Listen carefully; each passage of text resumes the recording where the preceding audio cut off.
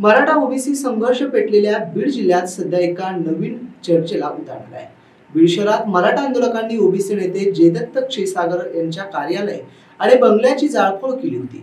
मात्र आता चक्क जयदत्त क्षीरसागर आणि मराठा आंदोलक मनोज जरांगे पाटलांचे फोटो एकाच बॅनरवर बघण्यात येत आहे।